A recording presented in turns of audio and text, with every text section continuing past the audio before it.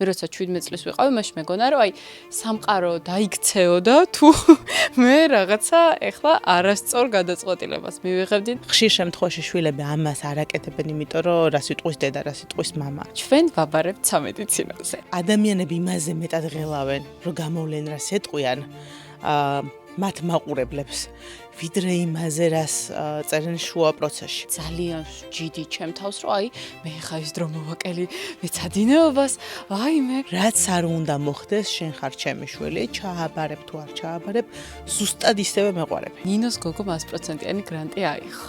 რა შევა ზოგადად ეს შედარება აბიტურიენტობის პერიოდში, როდესაც გესმის, რომ მუდმივად სხვას გადარებ. ეს არის პირდაპირი გზა გაწირო საკუთარი შვილი. მახსოვს, როცა ავდექი, დილით ქართულის გამოსასწორ რომ მივდიოდი, სარკეს ჩავიხედე და უბრალოდ ჩემი თავი ვერ ვიცანი. რა იქნებოდა თქვენი რჩევა აბიტურიენტისთვის, რომელიც აი ახლა გვიყურებს, გამოცდები კარს მოსდგომია, თუმცა ჯერ კიდევ არ იცის რა აირჩიოს, რა გზას გაყვეს. ის რაც მე მხდის ბედნიერს, ამიდან ფული შონა შეიძლება? Feel free რომ სადოთ მოსინჯოთ თავის სხვადასხვა სფეროში, იმიტომ რომ ცხოვრება ძალიან ხანმოკლე, იმის თუ ერთ რაღაცაზე იყო მიბმული სულ. მე გამიხარდებოდა ყოველ შემთხვევაში, რომ ეს საუბარი მოესმინა აი პატარა ნინის აბიტურიენტობის დროს.